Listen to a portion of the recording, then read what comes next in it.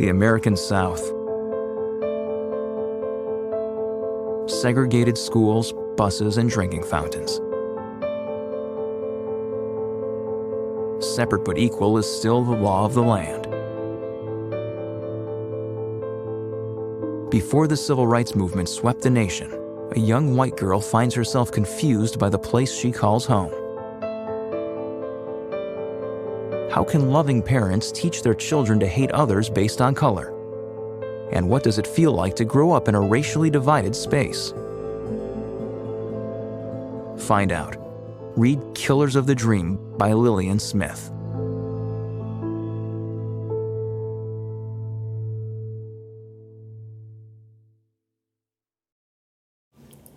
Killers of the Dream.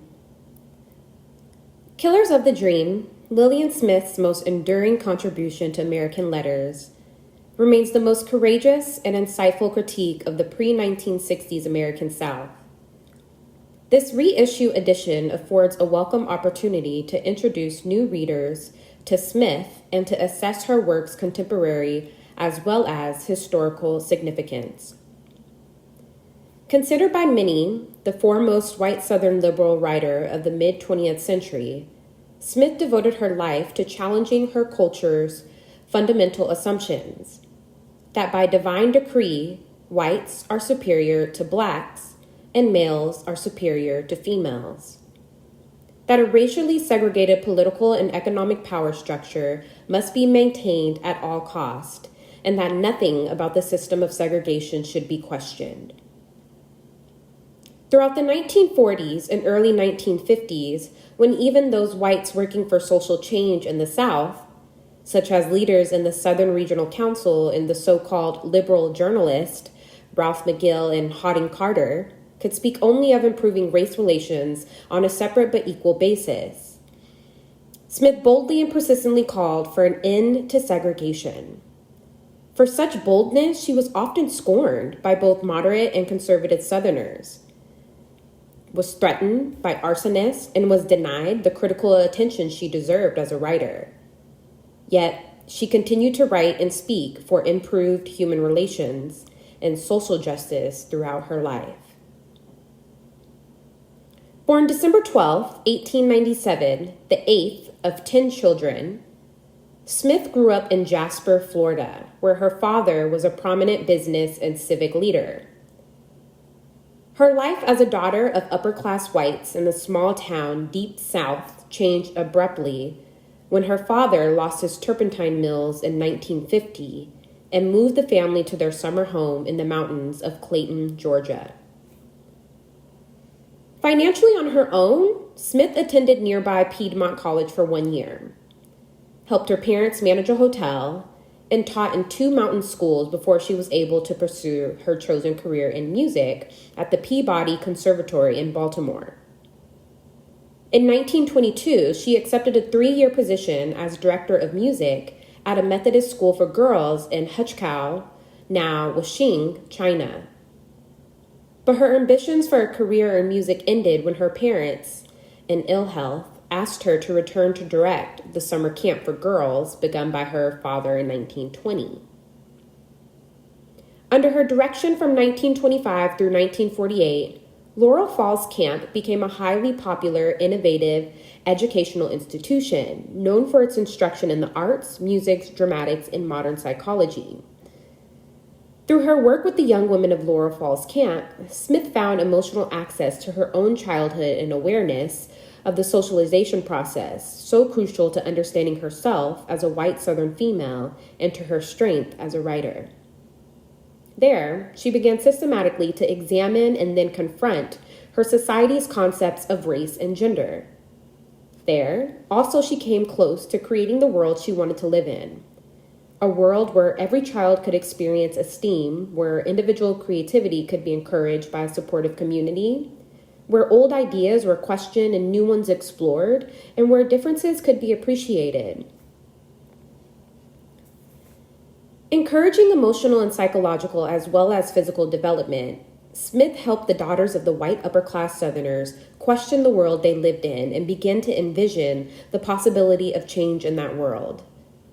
Thus, the camp became a laboratory for many of the ideas informing Smith's analysis of Southern culture, especially her understanding of the effects of child-rearing practices on adult racial and sexual relationships. Through the camp, Smith also met Paula Snelling, a native of Pinehurst, Georgia, and began the lifelong relationship that encouraged and sustained her writing career. Their relationship grew beyond their work at camp as they pursued mutual interests in psychology and literature, in people and ideas. Although Smith never acknowledged publicly the intimate nature of her relationship with Snelling, closeted sexual relationships between women appeared in her fiction in significant though peripheral roles, and the destructive nature of her society's generally rigid and repressive attitudes towards sexuality became a frequent sub-theme in her writing. Keenly interested in the political and literary ferment that began in the South in the 1920s, Smith and Snelling entered the public arena as writers with the publication of a small literary magazine, Pseudopodia, later changed to North Georgia Review, and finally South Today, which they co-edited from 1936 to 1945. From the first issue, its editors favored social and economic reform, generally supported realistic appraisals of Southern life, and sharply criticized those who romanticized the Old South while ignoring its poverty and social injustices. Publishing and reviewing the literary work and opinions of both Black and white men and women, their magazine quickly achieved acclaim as a forum for liberal thought in the region. With the publication of her novel, Strange Fruit, in 1944, Smith suddenly found herself the famous and then infamous author of a big bestseller. Selling at the astonishing rate of 25,000 to 30,000 copies a week, even before it was banned in Boston, the interracial love story set in the post-World War I South of Smith's Young sold 1 million copies in hardcover and over 3 million copies during her lifetime, was translated into 15 languages, and was made into a Broadway play. Although Strange Fruit brought Smith international acclaim and greatly expanded her sphere of influence as a social critic, Killers of the Dream, published in 1949, affronted too many Southerners, including powerful moderates, to be financially or critically successful.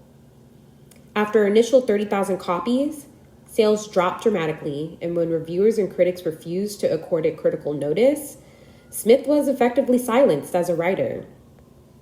Written confessionally and autobiographically, combining personal memoir, allegory, and direct social commentary, no other work so effectively psychoanalyzed the South's rigid commitment to racial segregation.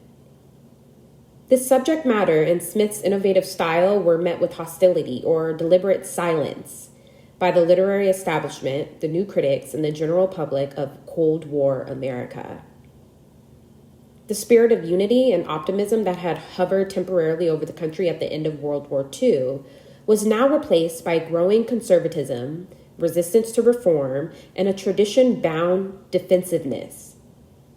Fear of fascism had given way to a virulent anti-communism, and Southern congressmen turned the largely Northern-instigated anti-communist crusade into a witch hunt against anyone advocating an end to racial segregation. In such times, few were open to Smith's argument that white supremacy was as much a totalitarian ideology as communism or fascism. Even fewer shared her view that the greatest threat to democracy came not from the Russians or from blacks or poor whites, but from the failure of moral leadership in white Southern pulpits, state houses, and the press. After the largely hostile response to Killers of the Dream, Smith adopted a more direct philosophical approach in The Journey, 1954, and 1 Hour, 1959, explicitly demonstrating that her concerns extend beyond race relations in the American South to include all aspects of human relationships in the modern world. Yet, in whatever genre she wrote, she refused to separate the seemingly conflicting roles of artist and activist, and she was deeply respected and sought after by those who actively worked for justice in the South. Even as her work during the 1940s and 1950s provided part of the yeast for most significant movement for social change in the 20th century America, so also the success of that movement helped create a new audience for her work in the 1960s. As white and black youth from across the nation joined Southern blacks in marching, picketing, and going to jail to end legal segregation, they, like Smith and her campers, asked again the old questions born of conflict between the democratic ideal and the realities of American life. Many found in Killers of the Dream a much-needed understanding of the complex reasons why white supremacy and legalized racial segregation took root in Southern culture and remained so stubbornly resistant to change in a nation supposedly built on democratic laws and values. A decade later, as many of the civil rights activists became leaders in the women's movement and began writing and teaching women's history, they rediscovered in Killers of the Dream Smith's sharp critique of the Southern lady role and her clear analysis of the connections between racial and sexual oppression. For Smith, the passionless white woman on a pedestal and the black woman with a child by the white man exemplified related and attendant evils of white supremacy. In a culture where marriage and motherhood were women's primary roles, neither black nor white women were free to be fully wives or mothers, and neither were able to shield their children from the physical and psychic destruction of the racist society in which they lived. Scholars today are beginning to recognize Smith's historical significance, not only as a courageous fighter for racial justice, but also as a woman writer whose experimental style, as well as her choice of subject, deserves critical attention. But Killers of the Dream was not written for scholars. It was written for all who, like Smith, care deeply about the world we live in and the future of all the world's people. In reading Killers of the Dream, I am reminded that Smith's question led her repeatedly to re-examine childhood. Even its children know, she wrote in 1949, that the South is in trouble. At the end of the 20th century, Smith's words remain all too timely. Today's children everywhere know the world is in trouble. Indeed, as one of Smith's best critics observed, Smith wrote our past, our present, and a future we haven't quite reached. A letter to my publisher, forward.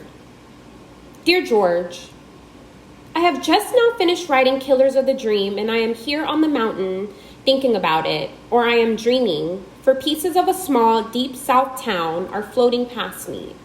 The wonder, the absurdities of faraway years skim by like blowing mirrors. And tangled with it are swamps and lakes and the river that used to disappear overnight. Leaving white sand and pools of gasping fish, and beyond, back of everything, moss and oaks and cypress that slide close, refusing their role as background, and seem now to be forces pressing me into conformity in primordial patterns. Perhaps, long ago, they just did that. Perhaps they, too, bent our imaginations to their shape and whispered their orders to our moral natures as insistently as did the invisible walls and chasms real people made, which blocked Southern children in so many directions. The book brings it back, the ruthless games, the protectiveness of those who loved us, the smells. How stubbornly they cling to everything. Raw smells, of barnyard and privy, of dishwater and hog killing, and turpentine stills, of sweat glands defending the body against fear. But there were gentler smells too, yellow jessamine and wild bays, and wet green pecans, and warm coconut pie, and hot iron against clean linen, and waxed rosewood, and dried petals in the blue bowl in the parlor. Demanding of the memory these smells as they pull you from room to room of that endless house you were born in, dragging you to the kitchen, to backyard, to woodhouse, to smokehouse, to stables, to the lilies in your mother's garden, up the stairs to the library where you cloistered yourself from questions you could not help asking but found no answers to. Who is God? What is eternity? Why is death? Why are heaven and hell Where did I come from and where am I going? When is the end of time and where is the end of space? And who am I? Besides a name, what else? And who is this other self that watches me? Does it go to sleep when I do? And there were the other questions, most closer to everyday life, the brutal ones. And the edgy blackness and whiteness of things, the breathing symbols we made of the blackness and the whiteness, the metaphors we created and watched ourselves turning into, the shaky myths we leaned on even as we changed them into weapons to defend us against external events. Now, suddenly, shoving out pleasures and games and stinging questions come the terrors. The Ku Klux Klan and the lynching, I did not see, but recreated from whisperings of grown-ups. The gentle backdoor cruelties of nice people, which scared me more than the cross burnings. And the sing-song voices of politicians who preach their demonic suggestions to us as if elected by Satan to do so, telling us lies about skin color and a culture they were callously ignorant of, lies made of their own fantasies, of their secret deviations, forcing decayed pieces of theirs and the region's obscenities into the minds of the young and leaving them there to fester. Listening, I'd see my little colored friends on the rim of the crowd, silent and big-eyed and vaguely smiling, not knowing what else to do, or maybe the Negro doctor who moved with dignity and spoke with quietness might be standing there, or far back, a few of the colored mill hands, and a slow horde would drain the blood from my throat, and I would think, he is saying these things not to caring that they hear, as if they were not human. And then would come the tearing dialogue. Well, are they? Are they? Of course they are. They're just like me, but are you sure? Of course. Then why are they not in our church? Why are they not in our school? Why can't we keep playing together? What is wrong? What is wrong? I'm afraid this book has played tricks on me. I am caught again in those revolving doors of childhood. It is a book brought to life, I see plainly now, by young questions that beg for sane answers but unverbalized fears that claimed a right to be encapsulated in words, by a need to bridge fissures, to tie belief in fact and dream and act closer together. But I wrote it for another reason. I wrote it because I had to find out what life in segregated culture had done to me, one person. I had to put down on paper these experiences so that I could see their meaning for me. I was in dialogue with myself as I wrote, as well as with my hometown and my childhood and history and the future and the past. Writing in both horizontal and vertical exploration. It has to true itself with facts, but also with feelings and symbols and memories that are never quite facts, but sometimes closer to the truth than is any fact. You have said that only a Southerner could have written this book. Only one who feels deep in the bone the cruel perplexities and paradoxes of our way of life. And it is true. I have written as a Southerner.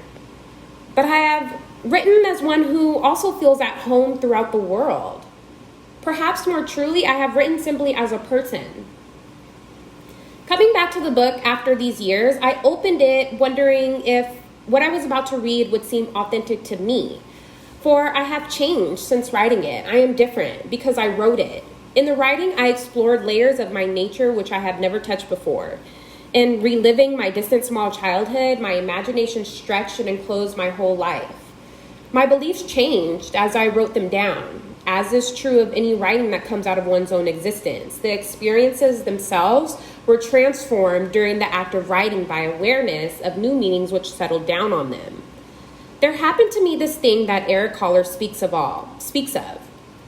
All utterance, he said, be it language or shaping of objects, tends to expand and eventually to split the being from which it comes. He was writing of the nature of symbol and said in the same essay, the symbol originates in the split of existence, the confrontation and communication of an inner with an outer reality, whereby a meaning detaches itself from sheer existence. I like that. But I see it, too, another way. The writer transcends her material in the act of looking at it. And since part of that material is herself, a metamorphosis takes place. Something happens within, a new chaos, and then slowly, a new being.